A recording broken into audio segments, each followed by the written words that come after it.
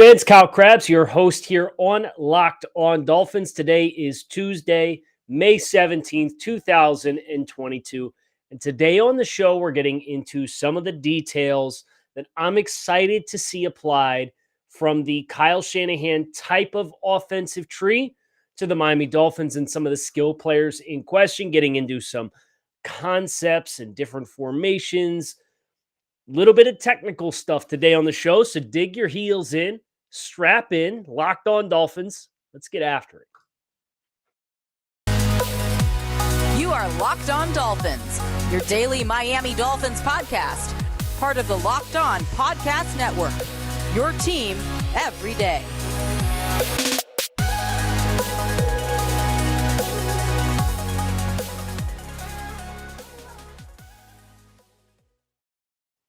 What's going on, Dolphins fans? Kyle Krabs, your host here on Locked On Dolphins, lifelong Miami Dolphins fan, director of scouting at the draftnetwork.com, your host here on Locked On Dolphins, and want to get into some X's and O's type of discussion. Going to get into some of the traditional West Coast type concepts that the Shanahan tree is known for, and how the Dolphins can implement some of those concepts based on the personnel that we currently have seen across the entire roster. So one of the things that I have been committed to doing throughout the course of this offseason is really exploring the Shanahan tree and exploring install and exploring concepts and exploring the differences and the nuances between the Green Bay Packers with Coach LaFleur and the Los Angeles Rams with Sean McVay, and the San Francisco 49ers with Kyle Shanahan, and the Atlanta Falcons the year that they made their Super Bowl run, and going back to the Washington Commanders back when Robert Griffin III was there, really trying to get my teeth into as much of the Shanahan approach to the game of football as possible, because obviously with Coach McDaniel at the helm of this team, that is the expectation, right? We use phrases like wide zone. We use phrases like West Coast. But how does it all work together? How does it all fit together? And one of the really great ways that I've had a chance to dig my teeth in, aside of getting my hands on some older versions of Shanahan style playbooks and really looking at the concepts and the direct coaching points in question, is by watching a lot of film, hence grinding the tape. And I'll use one example. You can go on YouTube and you can search James Light, who is an outstanding football resource for anybody who's a football junkie. But he has a slew of Kyle Shanahan passing concepts with the concept in the title. Choice shallow is the first conversation that we are going to have here on this episode of the podcast. It's a 9-minute video, and it is 9 minutes of the 49ers running choice shallow, which is the concept in question, from a slew of different types of formations with different personnel groupings and all of the stops that Shanahan has had along the way throughout the course of his 49ers career. And what was really fun for me was I was watching JT O'Sullivan over at the quarterback school and watching him break down the fourth quarter of the San Francisco 49ers against the Kansas City Chiefs in the Super Bowl. And it was really exploring the things that went wrong for San Francisco as they blew a 10-point fourth quarter lead and eventually lost that Super Bowl. And the one can't miss throw that Jimmy G, there was a protection breakdown inside, but Jimmy G takes the snap, and the concept featured George Kittle coming in motion across the set and running a short post, which is effectively an angle route from the H-back alignment. And JT going through says, Kittle is wide open. He's early in the progression. He's either the one or the two. There's no excuse. You can't miss this throw. And I'm obviously noting all this down. And then I happen to about 36 hours later, come across Kyle Shanahan pass install 5-step choice shallow, which is the YouTube video from James Light. And that's the concept that they ran in the Super Bowl. And now here's 10 years worth of examples of this individual play. And whether it was in Washington or it was Chris Cooley, number 47, H-back tight end type, who would come across the set and they get into a reduced bunch set of 3 receivers. So you go 3 by 1. And the point man would usually take the shallow route, which is to pull the eyes of any second level defenders that are stacked inside of that bunch. The outside receiver takes some kind of outside release and vertical route to lift the top off the defense. And Cooley or Kittle or whoever else takes that little short post, that delayed angle where his initial stem is outside for about 2 steps. And then he breaks back vertically on a 45-degree angle up into the middle of the field, because you have a vertical component that has lifted the ceiling of the defense, and you have that short cross that has pulled and vacated that space on the hash. And it's these endless examples of how Shanahan has gotten to this. And I'm sitting here thinking, man, if they take this and this is a course sample, right?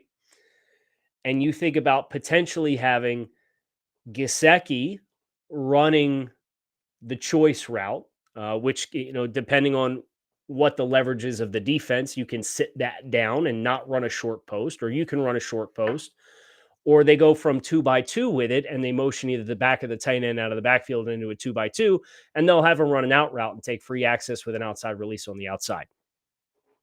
So Gesicki potentially running that. Or, and along with that, you can have Tyreek Hill and Jalen Waddle running the shallow cross and the vertical outside release. And that can be a corner, it can be a go, it can be a post, whatever. It could be a stop 7 where you run the corner and then you sit down against zone coverage and you sit down and take free access on the outside because they're playing you up over the top, which is the play that was called in the Super Bowl for the 49ers. So think about the speed element here, right? You want to talk about creating and manufacturing run after the catch. This is how these things get accomplished. Just off a single concept, choice shallow.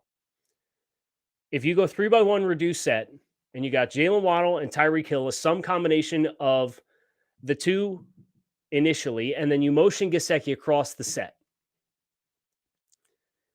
the speed to run across from leverage if you're playing man, and then the speed to lift vertically, you can alert that vertical route if you get a bust.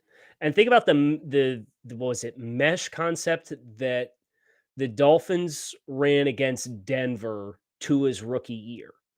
And Parker ran the corner, and that's usually an alert. That's typically when you run mesh, which is 2 shallow crossers across the middle where they're trying to rub guys respectively. You've got somebody who runs a route to about 8 to 10 yards and sits right over top of the center down the field and sits down in the middle of the field. So that way you have a sit down route to beat zone, and you have crossers to rub and potentially break free against man. But a lot of times now, mesh, the first read in the progression is the running back running a rail or a vertical route up the sideline out of the backfield. That's usually the first progression in mesh. But if you run that vertical component to the play side to lift and create the space to throw the ball to the running back who's pressing to the sideline, you can alert that if it's wide open. And that throw for Tua in that instance from his rookie season was wide open. But that's just a singular example of alerting and working and developing more vertical plays down the field. If you've got a safety who's going to end up taking the vertical player, you can alert that. If you've got a slow corner who's high-hipped, think about Sauce Gardner from the New York Jets, right? He's a really talented man-to-man cover corner, but he's 6'2", high-hipped and leggy. So if I'm playing the Jets and I want to run choice shallow, and I want to give myself a chance to alert the vertical, whether it's a go route or a corner or a post, ideally either vertical or a corner, so that you're not breaking into the middle of the field and getting safety involved. If you go in a trips formation, reduced down towards the line of scrimmage, you can't press that. You can't press him. He's not even on the line of scrimmage. So if you're going to play man, I can alert the corner based on he's playing off man. That's an advantageous matchup. And this is just one specific example, but that's kind of what today is all about for me, is kind of getting up on the proverbial whiteboard and rambling about some of these concepts. And then taking advantage of that. If they zone it, then you're going to have a large vacated zone because they're going to have to respect Tyreek Hill running the shallow or Jalen Waddle running the shallow if Tyreek's running the vertical. And then Gesicki is a receiving tight end coming back across that. I think Chris Cooley is a much better comparison of what I think Mike Gesicki can be in this offense than what George Kittle is. And Chris Cooley, when he was at his best, was a very, very productive player. And I don't think that's a bad thing. So that's one singular concept and example that, like, I want choice shallow to be a staple of the Dolphins offense. I want that because I see how all the pieces of that concept fit together based on what the Dolphins have assembled. I can also see how all of the components of Built Bar come together to create the absolute best protein bar these lips have ever touched. Built Bar is a protein bar that tastes like candy bar. These things are high in protein, high in fiber, low in calories, low in sugar. They have 100% chocolate on all of their bars. Right now, you can visit Built.com, use promo code LOCK15, and save 15% off your next order. That is Built.com, promo code LOCK15 to save 15% off your next order of the world's most delicious protein bar.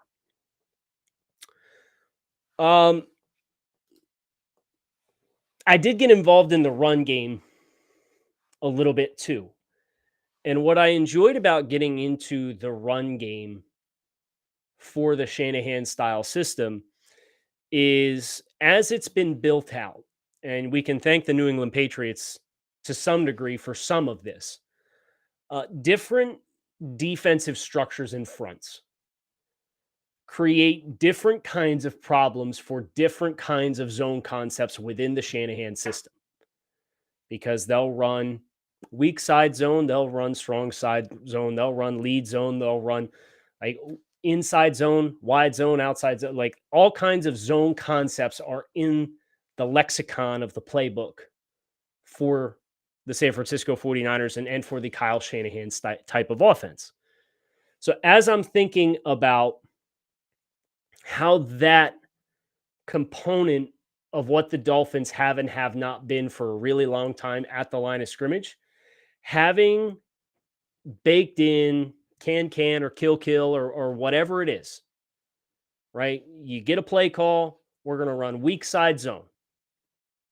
Okay, everybody knows their assignment. Everybody has somebody that they're designated to block on a weak side, wide / outside zone. But if the defensive structure that is presented creates a math problem to the side of the play, there is, for all of the zone concepts that the Shanahan system has called based on the Kyle Shanahan install from Atlanta / San Francisco. And this goes back to some materials that I've looked at personally from the Atlanta playbook. There is an automatic can or kill, which means there's an automatic check in place. And the reason why I really enjoy that is, who remembers all of the concepts or all of the struggles the Dolphins have endured offensively from Ryan Tannehill not being allowed to change plays at the line of scrimmage, and now Tua Tagovailoa not being able to run the 2-minute offense, right? So this comes back to coaching versus talent and system players, right? There is nothing wrong with being a system player. We have talked many times specifically about the quarterback position, but it's applicable to all players in all positions. The vast majority of players across the entire NFL are scheme-specific players.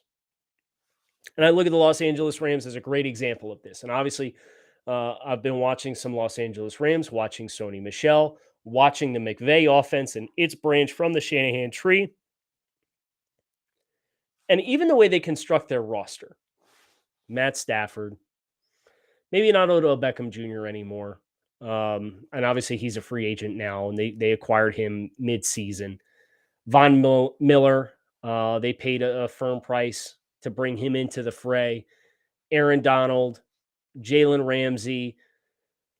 The vast majority of these players, the Rams have gotten their hands on by paying a premium price and getting transcendent talent. So they've gone out and they've gotten players that are scheme transcendent, that can do anything on any given week. And the way that they have filled out the rest of their roster is by assertively going after scheme-specific type players in the middle rounds of the draft that are there because they are scheme-specific type players. Right? So think about Leo Chenal, and he's a good example. He was somebody that was discussed as potentially being a good fit for the Dolphins in this year's NFL draft. He went in the third round, and he went after Channing Tindall went. But Leo Chenal is somebody who, I don't care what his pro day numbers say. I don't care what his 40 or his vertical jump says. You watch him on tape, he's a scheme-specific player. He has the potential to be much better than the 105th overall pick in the NFL draft. But he went after the pick 100 because his role is not equal for all 32 teams. Jalen Ramsey's role, Aaron Donald's role, Matt Stafford's role, those roles are all, and I don't necessarily put Matt Stafford in the transcendent quarterback tier, but he's certainly transcendent compared to Jared Goff as far as the concepts that you can run. So that's kind of been the Rams' ideology. Now, the Dolphins have not bought completely into that, and I don't think they're in that chapter of their life cycle where that's where they need to approach this yet. But it goes back to the system that the Shanahan offense can provide to have automatic adjustments at the line of scrimmage to, hey, if they're going to come out in a 6-man front, we need to know, we need to convert to this because that's where our success rate is, running the ball against that type of front as compared to if you are -1 on the edges on the outside to both sides, you can't run wide zone, right? Because you're going to get out leveraged to the point of attack. You're going to have an unblocked defender on the backside. He's going to run it down. Look at what the Patriots did to the Rams in the Super Bowl the year that they played that 2018 season. It's a perfect example of if you do not have the automatic checks in place, one defensive front and personnel grouping can kill the entire nucleus of your running game if you don't have the counterpunch when you get that automatic look. So maybe your question there is, Kyle, that's great, but how does a team not know what your automatic check is going to be? Because sometimes we're going to convert to inside zone. Sometimes we're going to flip the run the other way and change the blocking surface. Sometimes we're going to play action pass off of it. There's enough different counterpunches, and I come back to Choice Shallow as another motivating factor for this conversation, because there were times across all the years that there were samples of Choice Shallow as a concept from a Kyle Shanahan style offense, where sometimes it's 3 strong, which is the inside player who was Chris Cooley motioning across the set. The vast majority of the time, he's running the choice, but not always. So now you're getting the same look and different receivers releasing into different routes along the way. And that brings me back with various degrees of success, right? I think that's also important to acknowledge here. There were some really ugly Choice Shallow reps on that 9-minute clip. But it comes back to the talent. And I think that's why I'm excited specifically about this individual concept, but also for the Dolphins offense and the way they've chosen to go about this offseason, is the interchangeability that does exist because you have a Tyreek Hill and a Jalen Waddle potentially on the field at the same time. It's huge as far as getting to, and I know I've mentioned this before 1, 2, 3, 10 million times on the show, getting to your core concepts in different ways. But this is the first time, at least with this iteration of the offseason and this presumed coaching system, that I have done enough film study to confidently point to a singular concept and say, hey, here's how they did it. They also went 20 personnel with two backs on the field at the same time, and they were in shotgun, and they would motion one of those backs out into the slot. I think about Chase Edmonds and his capability as a route runner and a pass catcher, and had him run the choice route in 2x2. And the vast majority of the time, that was a speed out. So you can get into a whole slew of concepts that they have here from James Light. Would highly recommend everybody check a lot of them out. You have Hank, Winston, Aggie, corner post, logo seam, jerk, branch, spacing, drive. These are all drive bench. These are all West Coast style concepts and verbiage that you can familiarize yourself with by going to YouTube and watching James Light Shanahan install, and you could see the concepts at play. And then you could start to do the jigsaw puzzle in your head and say, okay, it didn't work particularly well with this group on the field, but is what the Dolphins have better and more apt to run that than when this group struggled with it? RockAuto.com is a family business who's been providing auto parts customers with high-quality service online for the last 20 years. So whether you're shopping for engine control modules, brake parts, taillights, motor oil, or even new carpet for your classic or daily driver, RockAuto.com has everything you need in one easy-to-navigate catalog, and in just a few clicks, you can get everything delivered directly to your front door. Best of all, prices are the same at RockAuto.com for both professionals and do-it-yourselfers, so why would you shop anywhere else and spend up to twice as much for the same parts? So visit rockauto.com for all your auto parts needs and write Locked On in your How Did You Hear About Us box so they know we sent you. Amazing selection, reliably low prices, and all the parts your car will ever need at rockauto.com. My last thought today, as it pertains to Shanahan-style film study, specifically in the passing game, and things that I'm excited to see, I'll leave you with two.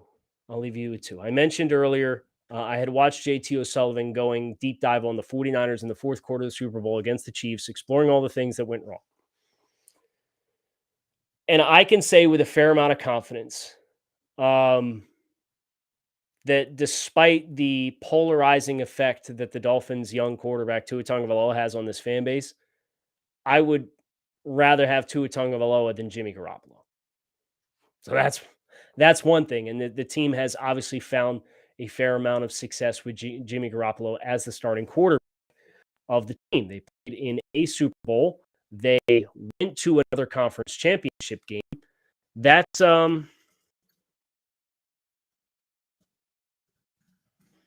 quite the resume for somebody who has the strengths and weaknesses of a Jimmy Garoppolo. Jimmy Garoppolo, 33-14, is the starting quarterback of the San Francisco 49ers. But this is not a Tua Tagovailoa episode. The other thing that I'm really excited for is the 49ers offense and the Rams offense and the Packers offense.